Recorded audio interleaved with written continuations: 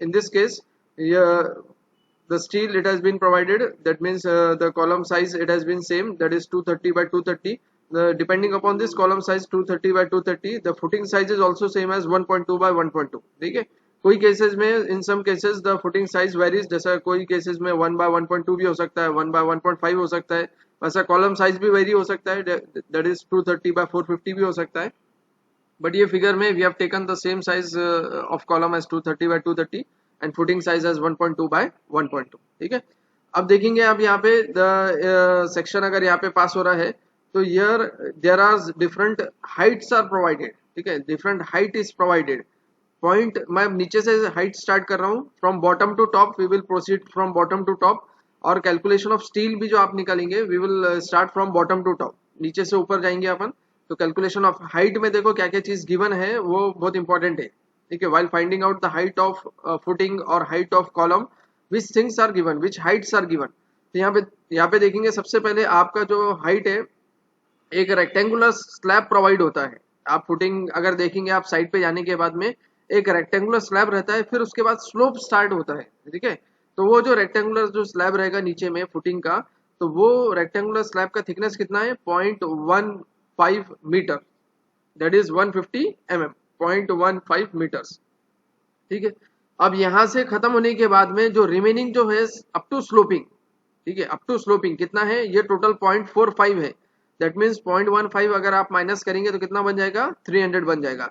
तो ये स्लोपिंग का कितना है, हाइट का, कितने हाइट का स्लोपिंग है, दैट इज 300 mm. ठीक है, दैट इज 0.3 मीटर्स. अब वो जो स्लोप खत्म हो रहा है वहां से लेके जीएल तक जो स्ट्रेट लाइन है वो कितनी है, अगेन 0.15 मीटर्स. ये पॉइंट थोड़ा सा विजिबल होगा नहीं, 0.15 मीटर्स है, 150 मीटर्स नहीं है. 150 मीटर्स बोले तो बहुत बड़ा हो जाएगा. ठीक है, इट इज 0.15 मीटर्स, ये पॉइंट थोड़ा सा विजिबल होगा, 0.15 मीटर्स.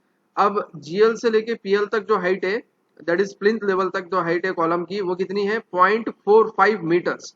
अब प्लिंथ लेवल से मेरी जो फ्लोर लेवल जो रहती है नॉर्मल, जैसा आप जो भी अभी रूम में बैठे होगे, उसका जो हाइट रहेगा वो कितना मीटर्स रहता है, 3 मीटर्स रहता है. तो वहां तक वो स्लैब बॉटम तक कितना हाइट हो गया इसका, 3 मीटर्स.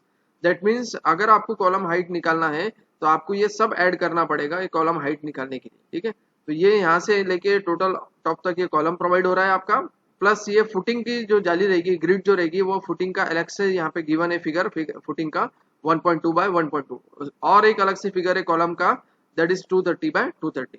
तो one by one we will find out the quantity of steel in footing first, then we will find out the quantity of steel in footing के बाद में quantity of steel in columns also we will find out the quantity of steel in column, then we will find out the quantity of steel in stirrups. जो column में जो stirrups हो रहे हैं provide हो रहे हैं, जैसे बीम में आप निकाल लेते हैं रेक्टेंगुलर में, वैसे ही आप कॉलम में भी प्रोवाइड होते हैं, तो वो भी स्टिरप्स में कैसे निकालेंगे वी विल फाइंड आउट. ठीक है, उससे पहले मैं foremost thing, most important thing while finding out this is nothing but the assumptions of cover. ठीक है, assumptions of cover.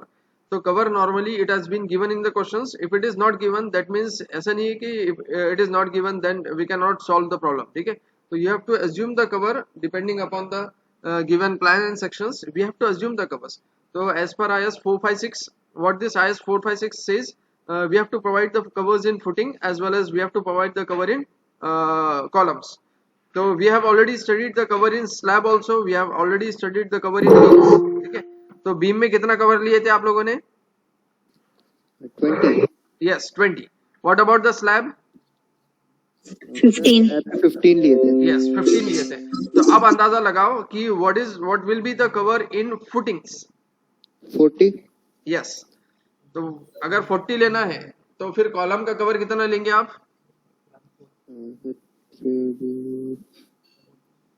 तो उसी के बेस पे we have to provide the cover in columns. ठीक है, तो कॉलम में कितना लेंगे cover, any answer, what should be the cover in columns.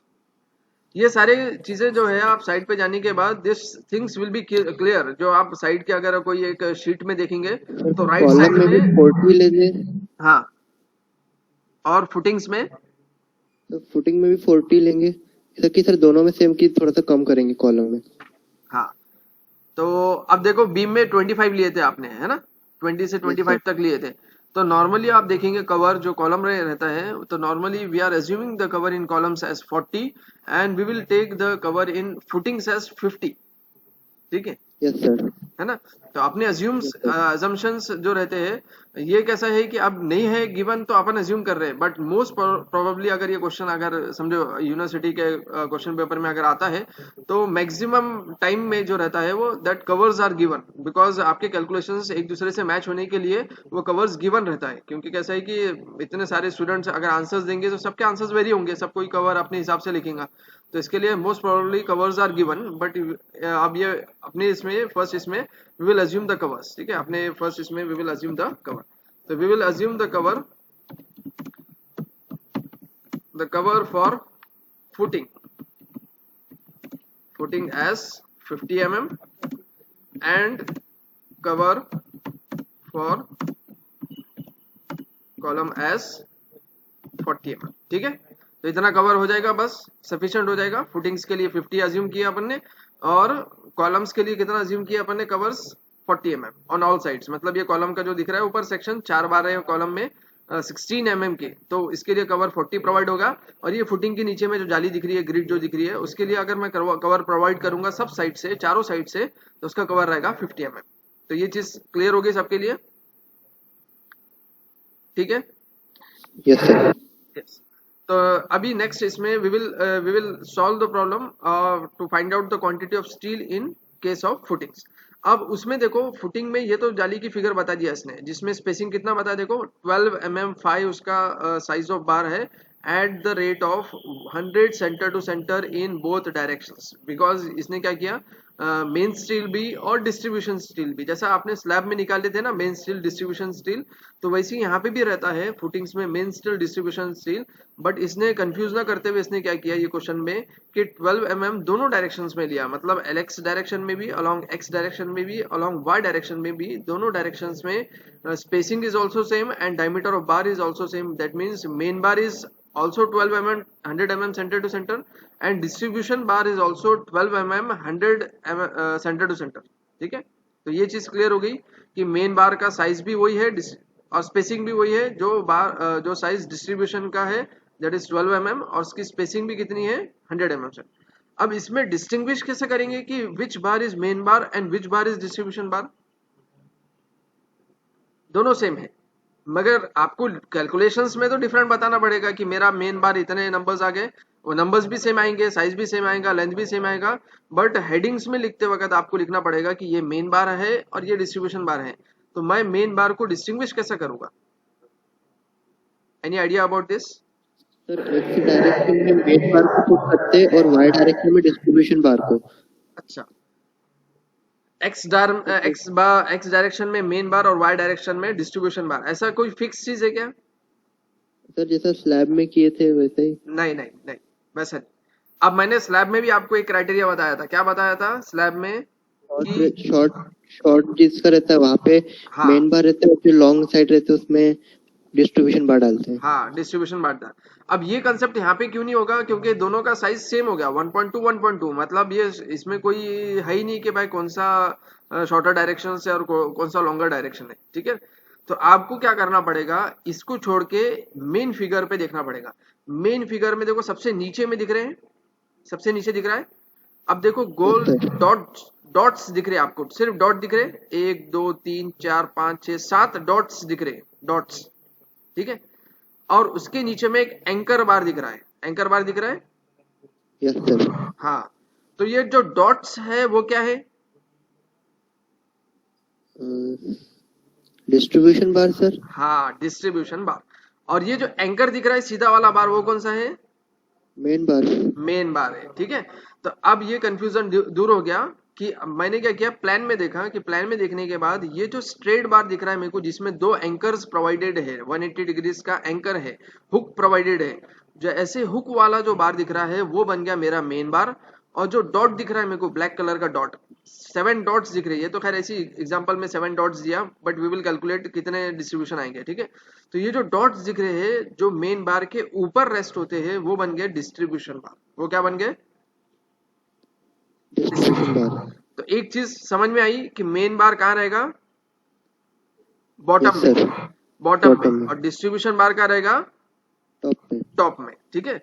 और डिस्ट्रीब्यूशन बार नोटेशंस में जब फिगर में जब शो होगा वो डॉट्स में शो करेंगे आप, और Yes, sir. मेन बार पूरी लाइन शो करेगी। समझ में आ रही बात? Yes, sir. तो जिसके वजह से अब मैं फिर से वही ग्रिड के फिगर में आ रहा हूं, तो जिसके वजह से अब ये जो फिगर बता रहा है, जो हॉरिजॉन्टल के 3 बार दिख रहे हैं यहाँ पे हुक्स के साथ, हॉरिजॉन्टल में LX डायरेक्शन में, X डायरेक्शन में, है ना, X एक्सिस के डायरेक्शन में जो हॉरिजॉन्टल में 3 बार दिख रहे हैं वो बन गए मेरे मेन बार्स, और Y डायरेक्शन में जो दिख रहे हैं वर्टिकल बार, सीधे सीधे बार जो वर्टिकल दिख रहे हैं वो बन गए मेरे 2 बार जो वर्टिकल दिख रहे हैं यहाँ पे, वो बन गए मेरे डिस्ट्रीब्यूशन बार। और ये 3 जो एग्जांपल में दिख रहे हैं फिगर में, 3 एग्जांपल में जो दिख रहे हैं बार्स वो बन गए मेरे मेन बार, और जो वर्टिकल में दिख रहे हैं 2 बार्स एग्जांपल में तो वो डिस्ट्रीब्यूशन बार। वो नंबर्स अपन आगे कैलकुलेट करेंगे, बस ये फिगर में जैसा दिख रहा है वैसा मैं बता रहा हूँ कि वर्टिकल जो बन गए ये 2 बार्स में वो डिस्ट्रीब्यूशन बन गए, और हॉरिजॉन्टल जो डायरेक्शन में बन गए वो क्या बन गए, मेन बार्स। तो ये चीज समझ में आ गई सबको? Yes, sir. Yes, Yes, sir.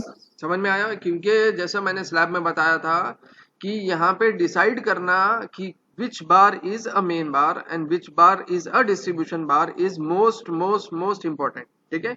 ये केस मतलब ऐसा हमेशा कभी नहीं होगा कि मेन बार का साइज सेम रहेगा डिस्ट्रीब्यूशन से। ये फिगर में सेम है, ठीक है, 12 mm 12 mm दोनों भी है, मगर मोस्ट प्रोबेबली अगर फील्ड पे देखेंगे तो 10 mm का बार मेन बार यूज होता है और 8 mm का बार डिस्ट्रीब्यूशन यूज होता है। वैसी मेन बार का स्पेसिंग कम रहता है या फिर ज्यादा जो भी रहेगा 120 mm, और डिस्ट्रीब्यूशन का बार 130 mm, मतलब स्पेसिंग भी डिफरेंट, साइज भी डिफरेंट, ठीक है। तो इसके लिए ये डिसाइड करना बहुत जरूरी है कि मेरे कौन से पोजीशंस में मैं मेन बार प्रोवाइड करूंगा और कौन से पोजीशन में डिस्ट्रीब्यूशन बार प्रोवाइड करूंगा, एक्स डायरेक्शन में या फिर वाई डायरेक्शन में, ठीक है।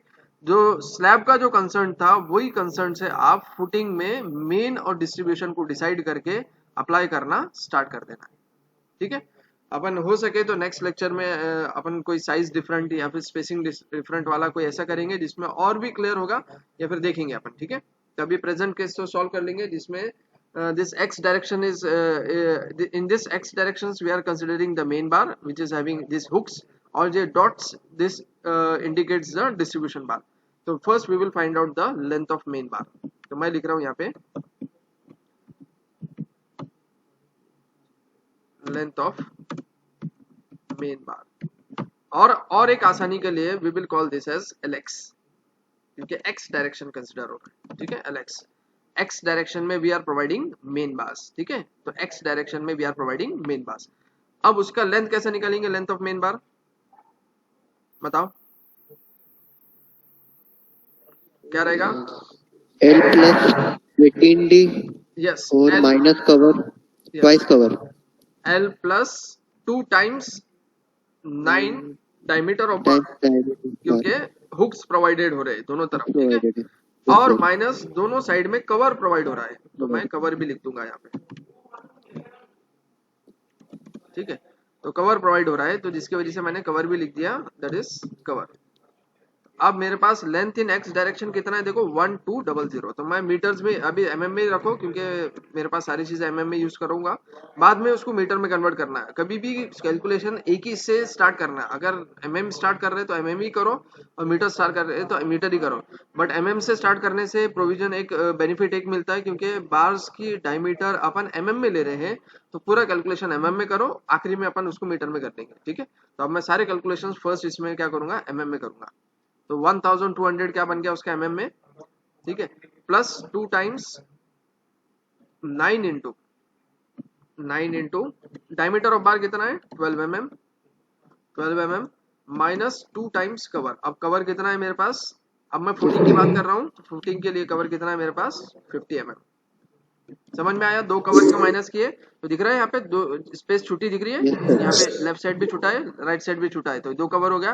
देखो एल बना हुआ दिख रहा है यहाँ पे, स्मॉल हुक प्रोवाइडेड हो रहा है, तो हुक के लिए अपन ने बाय मतलब ये आईएस कोड ने जो बताया था प्रोविजन हुक के लिए कितना लेना है, एक हुक रहा है तो 9 टाइम्स डायमीटर, 2 हुक रहे तो 2 इंटू 9 टाइम्स डायमीटर, ठीक है। तो वैसा मैंने 2 इंटू 9 टाइम्स डायमीटर 2 हुक के लिए ले लिया, डायमीटर 12 mm है और दोनों तरफ कवर हो गया, तो कितना बन रहा है बताओ ये 1316 1316 बराबर। 1316 Yes, sir. यस 1316 और मीटर्स में अब कर दो उसको मीटर्स में 1.316 मीटर्स निकाल लिया सबने ठीक है लेंथ ऑफ मेन बार अब number of main bars number of main bars next क्या करेंगे आप अब ये जो मैंने प्रोवाइड किया था एक्स डायरेक्शन में वैसे कितने बैठेंगे how many numbers it is to be kept numbers of main bars तो अब ये प्लेस हो रहा है वाई डायरेक्शन में लेंथ एक्स डायरेक्शन यूज कर रहे हैं आप मगर ये प्लेस हो रहा है कौन सी स्पेस ऑक्यूपाई कर रहा है वो वाई डायरेक्शन की स्पेस ऑक्यूपाई कर रहा है ठीक है तो that will be y L y ठीक है एल वाई अब एल वाई ले रहा है मगर दोनों तरफ के कवर अगेन माइनस होगा इसमें 2 टाइम्स कवर अब ये सब डिवाइड करेगा स्पेसिंग से ठीक है क्योंकि आपकी स्पेसिंग भी इंपॉर्टेंट है तो अब ये कौन सा डिस्टेंस में प्रोवाइड हो रहे हैं एलएक्स का तो लेंथ हो गया मगर प्रोवाइड हो रहा है वाई डायरेक्शन में तो मैंने यहाँ पे लिया एल वाई अब दोनों तरफ का कवर माइनस करो वाई डायरेक्शन का तो एक कवर यहाँ पे हो गया एक कवर यहाँ पे हो गया तो ये छोड़ के 2 कवर हो गए अब ऐसे कितने बार्स होंगे तो स्पेसिंग में होगा कितने डिस्टेंसेस पे वो प्रोवाइड हो गए तो कितनी स्पेसिंग है इसकी 100 mm तो ये टोटल डिस्टेंस अगेन 1200 हो गया 1200 minus 2 times cover is cover for footing is again 50 and divided by spacing in this case is 100 mm कितना हो रहा है बताओ 11 bars. 11 बार्स एग्जैक्टली आ रहे हैं yes sir Yes, sir.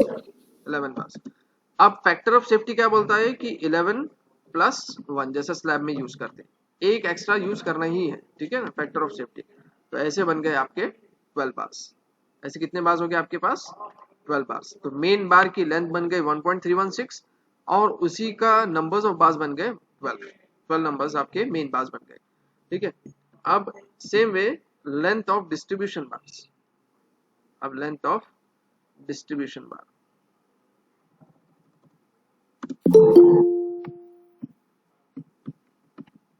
2 minute कोई ऐड हो रहा है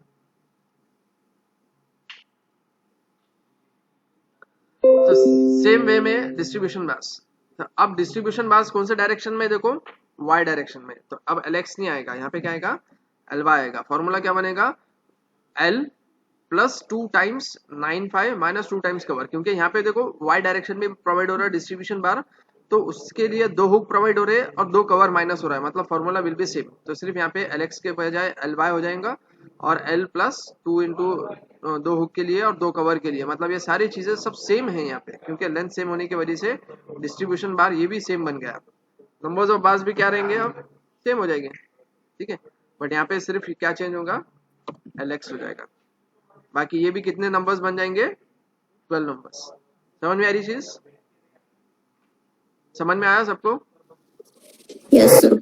ठीक है ना इसमें कोई कंफ्यूजन नहीं है क्योंकि मेन बार का डायमीटर भी 12 है और स्पेसिंग भी 100 है मतलब डिस्ट्रीब्यूशन के लिए मतलब दोनों के लिए सेम डायमेंशंस हो गया 1.316 मेन बार उसके नंबर्स 12 हो गए अगेन 1.316 डिस्ट्रीब्यूशन बार हो गया उसके भी नंबर्स 12 हो गए दैट मीन्स दोनों के लिए सेम बन गया वो अनफॉर्चुनेटली सेम ही है बट अगर सम केसेस में अगर डिफरेंट होता है तो विल सी तो ये 2 चीज आपने निकाल लिया मतलब फुटिंग मेरा कंप्लीट हो गया अब मैं प्रोसीड होगा फुटिंग के बाद काय में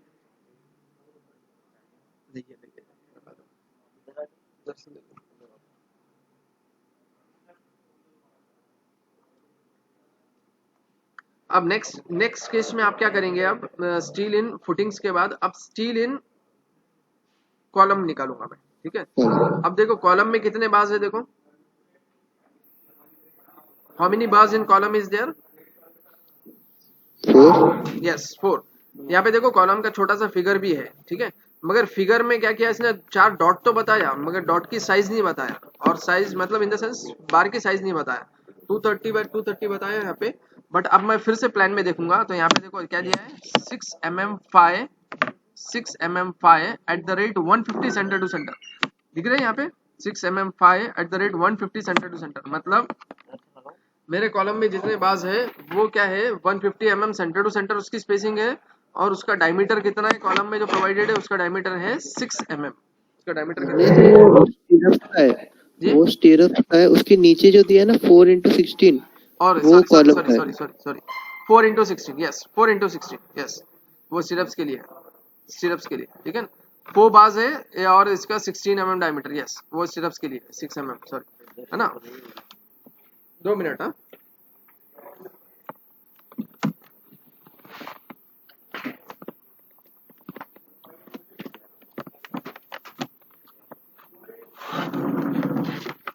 देख के यस तो कितने मेन बार्स है, 4 नंबर्स ऑफ मेन बार्स है जिसका डायमीटर 16 mm है, ठीक है, 16.5 है। तो ये चीज समझ में आ गई। तो अब मैं उसकी लेंथ निकालूंगा। तो लेंथ ऑफ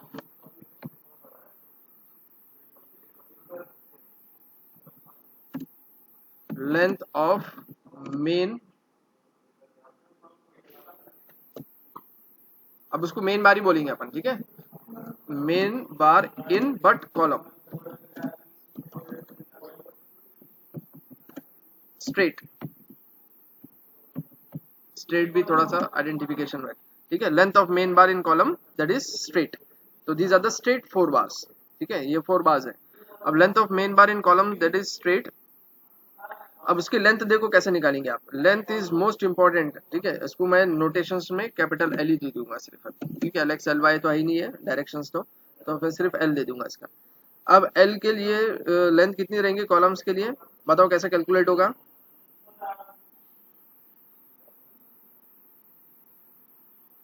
अच्छा, मैं देखो बॉटम से स्टार्ट करूंगा, बॉटम से while calculating the length we will start from bottoms, ठीक है। तो बॉटम से मैं स्टार्ट कर रहा हूँ, लेंथ नीचे से स्टार्ट कर रहा हूँ। तो नीचे की लेंथ कितनी है देखो, 0.45 मीटर से स्टार्ट कर रहा हूँ, ठीक है।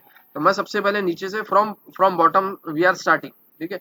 तो अब mm में यूज करो, 150 mm नीचे से स्टार्ट किया। उसके बाद कौन सी लेंथ है बताओ, या फिर 150 को छोड़ दो, डायरेक्ट ले लो, 450 डायरेक्ट ले लिया मैंने, क्योंकि 150 प्लस 300 इज सेम।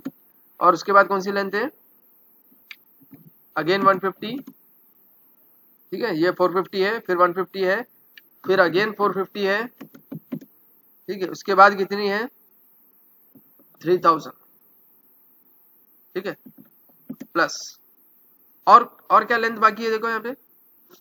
वो जहाँ से वो किया है, बेंड किया है। हाँ, अब बेंड देखो, थोड़ा स्पेस छोड़ के बेंड किया, दैट मीन्स कवर प्रोवाइडेड है ना, कवर प्रोवाइडेड है ना यहाँ पे, ठीक है। तो अब स्लैब स्टार्ट हो रहा है मेरे पास, ठीक है, स्लैब है, बीम है, तो उसके लिए कवर प्रोवाइडेड है। तो again that extra length will also be taken, that extra length we will take as for beams. अगर वो समझो ये अगर कॉलम है, कॉलम अटैच हो रहा है स्लैब में, तो स्लैब में और बीम में, तो दोनों ऐसा एज्यूम करेंगे कि in intermediate we are taking as 20 क्यों लिया आपने, क्योंकि यहाँ पे देखो कुछ स्पेस लेफ्ट हो रही है यहाँ पे कवर के लिए, तो आपने क्या किया, 20 एज्यूम कर लिए यहाँ पे। तो आपने स्टार्ट किया 450 से, तो 450, 150, 450, 3000, और यहाँ पे एंड नहीं हुआ 3000 पे, it is having some cover, तो that some cover it we have taken as 20। इतनी चीज समझ में आ गई सबको।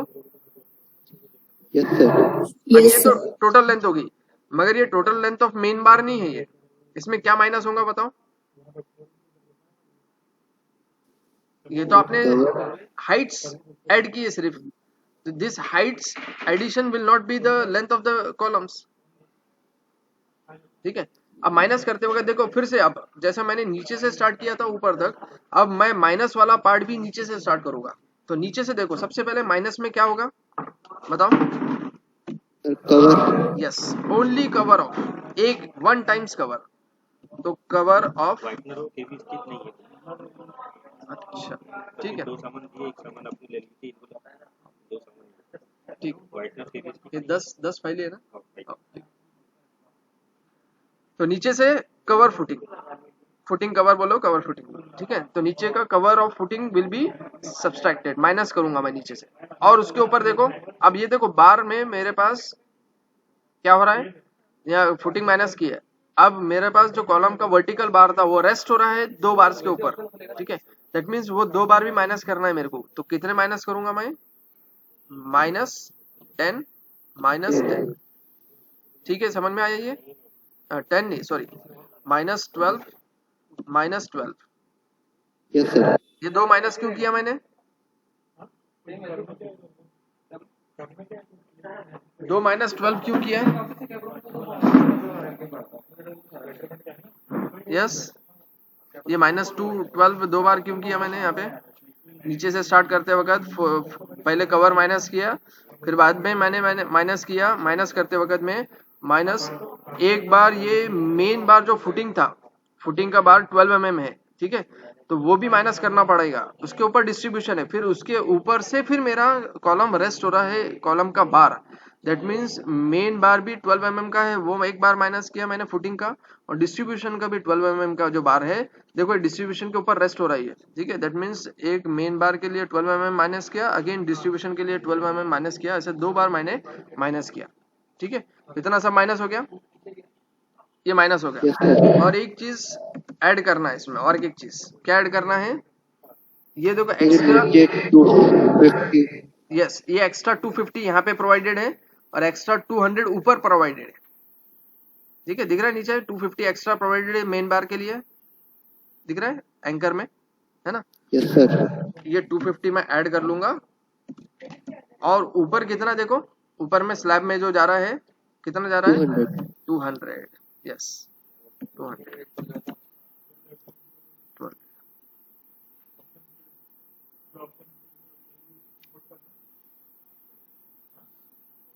Yes.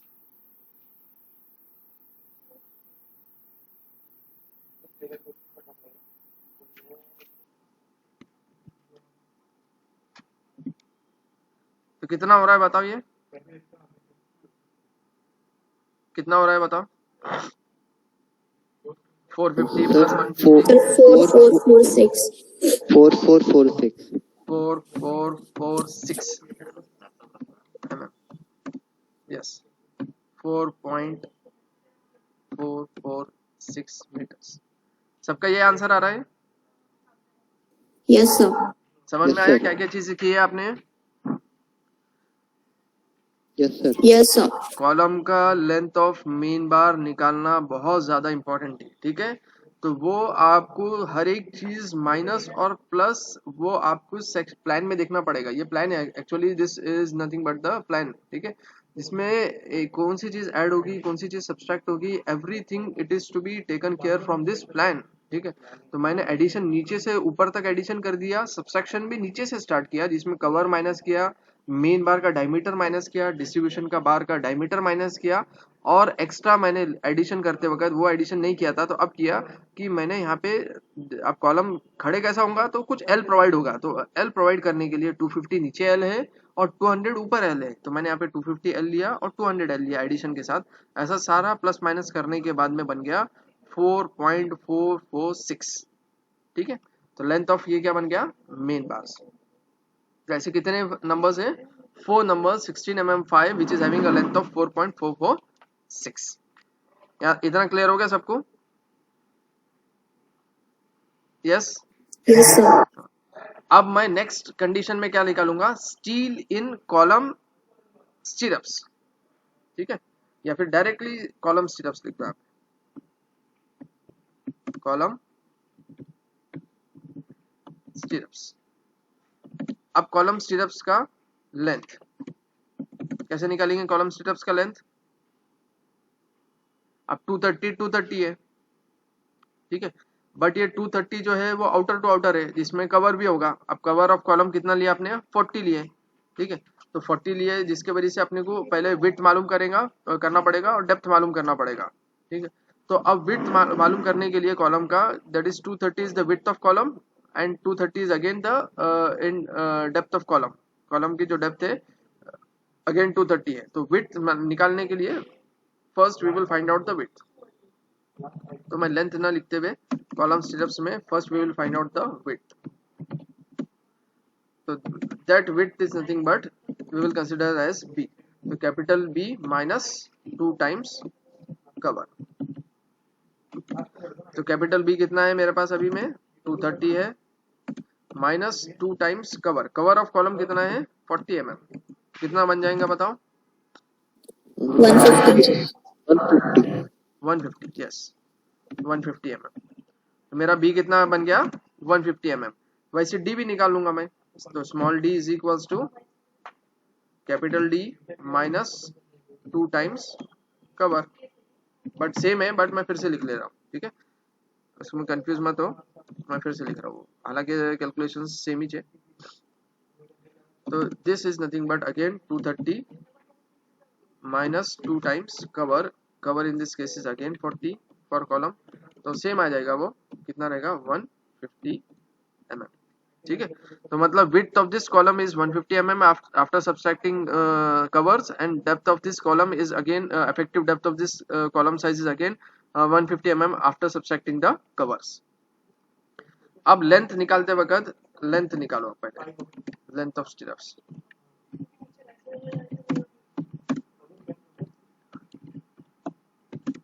Length of stirrups that we will call is L।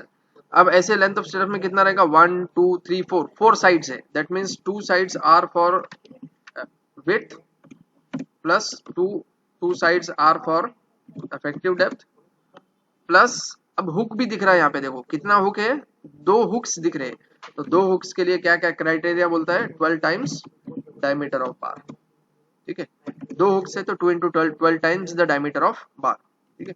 ये 2 into width is 150 plus again 2 into 150 again plus, अब hook भी प्रोवाइड हो रहा है, तो 2 into 12 times the diameter of बार। तो डायमीटर ऑफ बार कितना है, हुक्स के लिए डायमीटर कितना है बताओ, 6 mm। 6 mm. 6 mm। अभी आप निकाल रहे हैं स्टील इन स्टीरप्स, कॉलम हो गया 12 mm वाला, ठीक है ना, अब सॉरी 16 mm का, अब निकाल रहे हैं आप steel in length of stirrups के लिए, स्टिरप्स की लेंथ डायमीटर कितना है 6 mm है, तो आप यहाँ पे 6 mm लिख लिया, कितना आ रहा है बताओ 744 mm, that is equals to 0.744 metres, बराबर है, Yes, sir. ठीक है। अब next is number of stirrups निकालना है, तो नंबर ऑफ स्टिरप्स कैसे निकालेंगे, सबसे पहले लेंथ निकालेंगे, ठीक है। अब देखो स्टिरप्स कहां से स्टार्ट हो रहा है, नीचे से लेके ऊपर तक स्टिरप्स प्रोवाइड हो रहा है अपने पास स्टिरप्स कहां से कहां तक प्रोवाइड हो रहा है, नीचे से लेके ऊपर तक प्रोवाइड हो रहा है, मतलब मेरी ये जो लेंथ थी ये पूरे लेंथ में स्टिरप्स प्रोवाइड हो रहा है, ठीक है, यहां से लेके यहां तक स्टिरप्स प्रोवाइड हो रहा है, दैट मीन्स कितना लेंथ यूज होगा अपने पास बताओ, कितने लेंथ में स्टिरप्स प्रोवाइड होगा, 4.446 मीटर। 4.446 आएगा क्या 4.46 आएगा, 4.446 मीटर। अब देखो सर मतलब mm में लेना पड़ेगा, सुनो मेरी बात है ना, अब देखो length of main bar in column कितना आया था 4.446 आया गया था, ठीक है, जिसमें दो चीज आपने एक्स्ट्रा ऐड किए थे, कितनी एक्स्ट्रा ऐड किए थे 250 और 200, ये दिख रहा है 250 यहाँ पे एक्स्ट्रा लेंथ था, यहाँ पे 250 और 200 एक्स्ट्रा लेंथ था, मतलब मेरा स्ट्रिप्स प्रोवाइड करने के लिए ये दो लेंथ अगर मैंने नहीं लिया तो मेरा जो कैलकुलेशन आएगा that will B the length of stirrups, total numbers of length of stirrups, समझ में आ रही बात कि आपको 250 मत लो उसमें और 200 मत लो, ये कैलकुलेशन में इतना माइनस कर दिया आपने, ये दो चीज एक ऊपर का और एक नीचे का, दैट मीन्स यहाँ से लेके मेरी यहाँ तक जो लेंथ थी वो लेंथ मेरी आसानी से निकल गई, मतलब ये जो मैंने कैलकुलेशंस लिखा था ये ऊपर में ये पूरा कैलकुलेशंस लेंगे आप, ये दोनों लाइन के कैलकुलेशंस पूरे लेंगे, सिर्फ क्या छोड़ेंगे यहाँ पे 250 और 200 छोड़ दो, ये छोड़ने के बाद जो लेंथ बन जाएंगी वो लेंथ ऑफ मेरी क्या बन जाएंगी टोटल लेंथ, और उसको फिर मैं स्पेसिंग से डिवाइड करके स्टिरप्स बन जाएगा वो, ठीक है, समझ में आई ये चीज, समझ में आ गई ये, यस सर। तो ये 4.446 या फिर 446 में से 250 और 200 माइनस करो तो कितना हो रहा है बताओ 3996। 3996, ठीक है, तो मैं यहाँ पे डायरेक्टली लिख रहा हूँ 446 माइनस, शायद अरसर अभी गए बाहर ही गए, 446 में से मैं 250 माइनस कर रहा हूँ और 200 माइनस कर रहा हूँ, ठीक है। अब अगर आपको करना है पूरे कैलकुलेशन तो फिर से कर सकते हैं, मगर आपने किए हैं, ठीक है, सिर्फ थोड़ा सा लॉजिक लगाना है कि मैंने क्या किया था, तो मैंने ये दो चीज ऐड किया था, वो दो चीज माइनस कर दूंगा तो मेरा लेंथ आ जाएगा मेरे को, तो 446 में से 250 माइनस कर दो ये एंकर वाला लेंथ और ऊपर के 200 माइनस कर दो तो ये बन गया मेरा लेंथ, ठीक है। अगेन बस इतना माइनस कर दिया तो मेरा लेंथ बन गया, ठीक है। और यहाँ पे कवर की भी कोई माइनस नहीं है, ऑलरेडी कवर वो सारी चीजें सब माइनस हो गई इसके अंदर, डिवाइडेड बाय स्पेसिंग। तो कितना आ रहा है देखो, 4446 माइनस 250 माइनस 200 कितना आ रहा है बताओ। 26.64 नहीं नहीं, पहले ये बता दो ना, 4446 माइनस 250 माइनस 200 कितना हो रहा है। 3996 3996 996। अब डिवाइडेड बाय स्पेसिंग कितना है देखो, 150 150। तो ऐसे कितने हो जा रहे हैं फिर नंबर्स में, 26.64 26.64 64, ठीक है। अब 26 नहीं ले सकता मैं, तो 27 ले लूंगा, प्लस 1 ठीक है। अगेन फैक्टर ऑफ सेफ्टी में क्या करूंगा, एक और ऐड कर दूंगा, तो ऐसे कितने हो जाएंगे नंबर्स में 28 नंबर्स। तो 26.64 एक्चुअल आंसर आ रहा था, उसको राउंड ऑफ किया क्योंकि पॉइंट्स में आप सिर्फ प्रोवाइड नहीं हो सकता है, तो 27 नंबर्स में हो गया। अब एक्स्ट्रा एक फैक्टर ऑफ सेफ्टी में +1 लेते हैं अपन, तो ऐसे ऐसे करके क्या हो गया 28 नंबर्स हो गए। तो सबको आ गया समझ में 28 नंबर्स कैसे आ गए। Yes yes sir Yes, sir.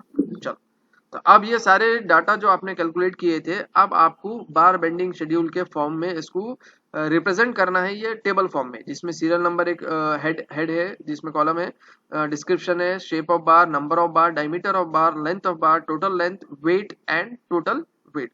ये सारा कंसर्न जो है वो अपन प्रीवियस लेक्चर्स में किए थे, सिर्फ मैं अब वैल्यूज पुट करके उसके आंसर्स निकाल रहा हूँ, ठीक है। अब देखो मेन बार मैंने बताया था आपको एक्स डायरेक्शन में, तो उसका मैंने देखो फिगर में भी देखो एक्स डायरेक्शन में दिख रहा है, नीचे में फिगर एक्स में ऐसा प्रोवाइड किया है, देखो ये ऐसा है, ऐसी फिगर लिखा है यहाँ पे, मतलब अपन ने की है शेप ऑफ बार में, तो वो कंफ्यूज नहीं करता आपको। तो मेन बार हो गया, ये शेप हो गया उसका। अब उसका मैंने एलेक्स बोल के नाम दिया था, तो मैं एलेक्स लिखूंगा यहाँ पे, एलेक्स इज इक्वल्स टू कितना था उसका लेंथ कितना था 1.1316, that is in metres, directly metres में ले लो। अब ऐसे कितने नंबर्स निकाले थे आपने, 12 नंबर्स निकाले थे। एक का डायमीटर कितना था, कितना था 12 था, ठीक है। अब एक का लेंथ कितना है 1.316 कितने केजीज बन गए हैं 14.04 केजीज। 12 नंबर्स थे, एक का लेंथ इतना था, ये दोनों कॉलम मल्टीप्लाई हो जाए तो कितना बन जाएगा 15। वैसे डायमीटर को 5 स्क्वायर बाय 162 करे तो 0.89 उसका आता केजी पर मीटर।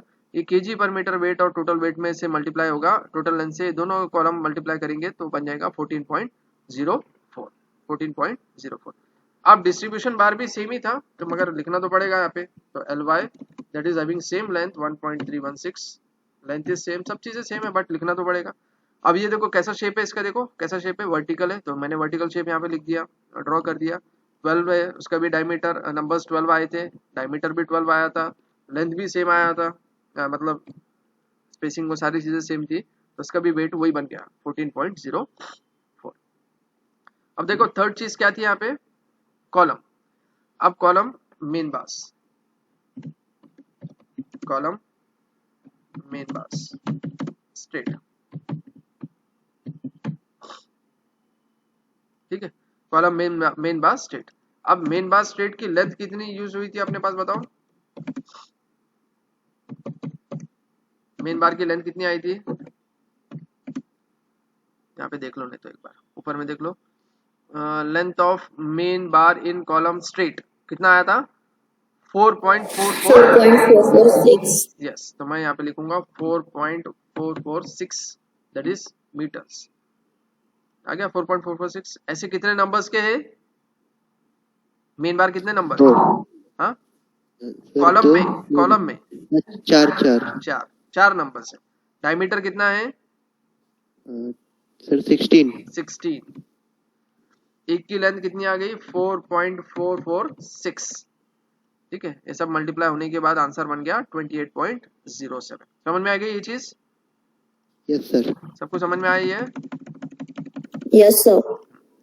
अब क्या बचा था मेरे पास, फुटिंग हो गया, मेन डिस्ट्रीब्यूशन, कॉलम का स्ट्रेट भी हो गया, जैसे मैंने फिगर बनाया था, देखो ऐसी है ना फिगर में, ऐसी है, ठीक है।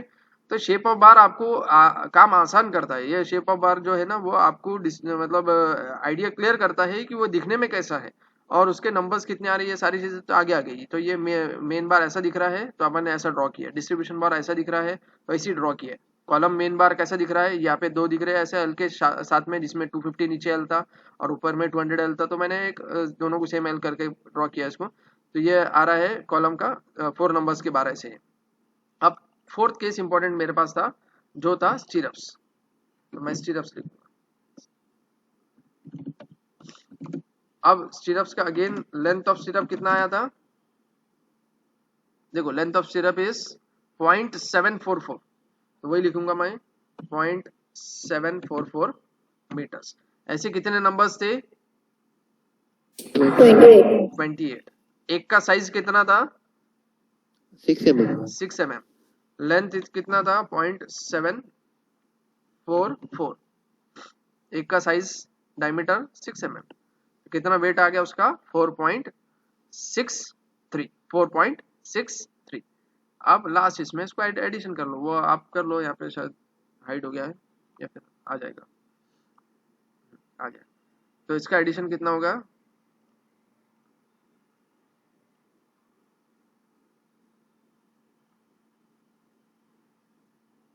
इसका एडिशन बता दो। 60.78 60.7, शायद एडिशन नहीं हो रहा है, 60.78। 78. ठीक है, all the quantities are in kgs, ये केजीज में आ गया। तो ये चीज समझ में आ गई आज के लेक्चर में। Yes, sir. हाँ, आज का लेक्चर भी बहुत ज्यादा इम्पोर्टेंट था, जिसमें कंफ्यूजिंग वाला जो पार्ट था वो footing plus attachment of footing with the column. सिर्फ फुटिंग तो ये 2 लाइन में खत्म हो जाता था, ये अगर मेरे को बोलते थे कि भाई फुटिंग का निकालो तो ये 2 लाइन में मेरा काम हो जा रहा था, ठीक है। But footing was attached with the column, तो इसलिए मैंने कॉलम भी निकाला फिर स्टीरअप्स भी निकाला। तो ऐसा ये कॉम्बिनेशन का एक प्रॉब्लम बन गया, जिसमें फुटिंग भी आ गया, जिसमें कॉलम्स भी आ गया, जिसमें स्टीरअप्स भी आ गए, सारी चीजें आ गई, ठीक है ना। तो ये चीज आज का जो प्रॉब्लम था, it was very much important because in this problem we have discussed about the concept of how to calculate the steel in columns. Also we have discussed about how to calculate the steel in footings as a main bar or as a distribution bar, ठीक है। तो ये चीज सबको clear हुई क्या? Yes sir. Yes, sir. Everyone, Yes sir. आप तो दोनों की थोड़ा- आवाज आ रही Yes, है, sir. बाकी लोगों की आवाज कहाँ गई? बाकी लोगों की Sir, clear. Ashfiya, Sir, clear है sir. अशफिया को क्लियर है? Yes, okay. तो ये सारे कैलकुलेशंस अपन ने किए थे, उनके आप फील्ड पे जाने के बाद ये सारे चीजें आपको हेल्पफुल रहेगा, ठीक है। स्टील अगर किसी ने बोला है कि मेरे घर में अगर मेरे को बीम बनाना है, कॉलम बनाना है, तो ये बार है, अब मेरे को वेट बताओ, मेरे को ऑर्डर करना है मार्केट से, तो कितना किलो लेके आना पड़ेगा। तो आप being an engineer you have to calculate how much quantity of steel he should purchase from a shop, ठीक है। तो कितनी क्वांटिटी ऑफ स्टील वो परचेज करेगा, वो बोलेगा मेरे पास 4 कॉलम है, 4 कॉलम में ये 16 के बार थे और इसकी हाइट ये 3 मीटर है, और 10 फीट नीचे गया है वो, 2.5 मीटर जमीन के नीचे है वो, ठीक है। अब आप मेरे को स्टील निकाल के बताओ। तो being an engineer you have to calculate the quantity of steel in columns, you have to calculate the steel in beams, you have to calculate the steel in slab। भाई मेरा स्लैब है, इतना बड़ा area का slab है, जैसा normally अपने पास देखे होंगे आपने, जो कंस्ट्रक्शन ऑफ बिल्डिंग है कि 1000 स्क्वायर फीट का स्लैब है। अब 1000 स्क्वायर फीट का स्लैब है, उसकी ये ड्राइंग है। अब मेरे को 4 दिन के बाद क्या कास्टिंग ऑफ स्लैब करना है। अब स्टील परचेस करना है कि 8 mm के कितने बार परचेस करना पड़ेगा, 10 mm के कितने करना पड़ेगा। तो being a civil engineer you have to calculate the quantity of steel. 8 mm कितना रहेगा, मेन बार बोलो या फिर डिस्ट्रीब्यूशन बार बोलो, 10 mm कितना रहेगा, so that exact number of उसको ऑर्डर करना है। वो ऑर्डर करने के बाद फिर ड्राइंग के हिसाब से आपको अप्लाई भी करना है, प्लेस भी करना है, ठीक है। तो ये सारे कंसर्न्स अपन ने एस्टिमेटिंग एंड कॉस्टिंग में अपन ने स्टडी किए, ठीक है। अब इसको और एक एडवांस में कर सकते हैं आप कि करंट रेट से मल्टीप्लाई कर दो आप, तो करंट रेट से आप रेट भी निकाल सकते हैं कि भाई मेरे स्टील में, मतलब मेरे स्लैब में इतना स्टील लग रहा है और इसका स्टील का इतना रेट है मार्केट में, जैसे नॉर्मली जो रेट है उससे मल्टीप्लाई कर दो, तो आपको मिल जाएगा कि भाई इतने 1000 रुपए का आपको स्टील परचेस करना है। 25,000 रुपए लगेगा, 50,000 रुपए का स्टील लगेगा, जितने भी 1000 का लगेगा, ठीक है। तो वो स्टील का आप रेट से मल्टीप्लाई कर दो मार्केट रेट से, तो आपकी क्वांटिटी ऑफ स्टील का कॉस्टिंग भी हो जाएगा उसका, ठीक है। तो ये सारी चीजें अपन ने आज के लेक्चर में स्टडी की। तो एंड कर दो आज का लेक्चर में। सर थोड़ा सा स्क्रॉल डाउन कर दीजिए, वो स्क्रीनशॉट लेना है। अच्छा, ठीक है। तो सिर्फ क्वेश्चन ही दे दीजिए, क्वेश्चन ही दिखा दीजिए, वो अच्छा, सॉल्यूशन तो हो जाएगा। क्वेश्चन में सिर्फ एक ही लाइन का क्वेश्चन था, क्योंकि फिगर में सारी चीजें मेंशन थी, तो क्वेश्चन में क्या लिखा था, calculate the quantity of steel in footing, बस ऐसा एक वर्ड लिखा था, बाकी फिगर्स गिवन थी। ठीक है, ये मैंने जो हाईलाइटेड में जो लिखा हूँ, एक एक लाइन इंपॉर्टेंट है। ठीक है, मैंने बहुत ज्यादा सिंप्लीफाई वे में आपको टाइप करके लिखा हूँ ये। ठीक है, क्योंकि एक एक लाइन, एक एक एडिशन, एक एक सब्सट्रैक्शन, एक एक नोटेशन इंपॉर्टेंट है। ये जो हाईलाइट में जो कर रहा हूँ, ये सारी चीजें बहुत ज्यादा इंपॉर्टेंट है, वो ही आपके मतलब कैलकुलेशन है। बाकी फीड करना टेबल में कोई बहुत बड़ी बात नहीं है। ठीक है, ये कैलकुलेशन राइट है तो क्वांटिटी फीडिंग जो रहेंगी आपकी टेबुलर फॉर्म में एक्सेल शीट में, वो सिंपल हो जाएगी। ठीक है, यस सर। स्क्रीनशॉट ले लिए, यस सर। नीचे का भी मतलब ये कर लो, अगर ये लेना है तो ये भी ले लो। की जरूरत नहीं है, वो तो हो जाएगा। ठीक, वैसा मैंने ये लेक्चर रिकॉर्ड किया हूँ, आज का लेक्चर, तो मोस्ट प्रोबेबली देख लेता मैं इसको, अगर हो सके तो यूट्यूब पे भी इसको अवेलेबल कर लूंगा मैं। ठीक है, क्योंकि आज का लेक्चर ज़्यादा इंपॉर्टेंट था। वैसे सब लेक्चर ही इंपॉर्टेंट थे, क्योंकि आपके सिलेबस में बीम्स भी कभी पूछता है, कभी स्लैब्स भी पूछता है, कभी फुटिंग्स भी पूछता है। ठीक है, सॉरी। तो यह आज अपन ने क्वांटिटी ऑफ स्टील के मैक्सिमम पार्ट अपन ने कवर कर लिए। Detailing of quantity of steel in case of bar bending schedule जो था, बीबीएस के जो थे, वो पार्ट्स वी हैव कवर्ड। तो मैं एंड कर दूं आज का lecture. Yes, Yes, sir. Yes.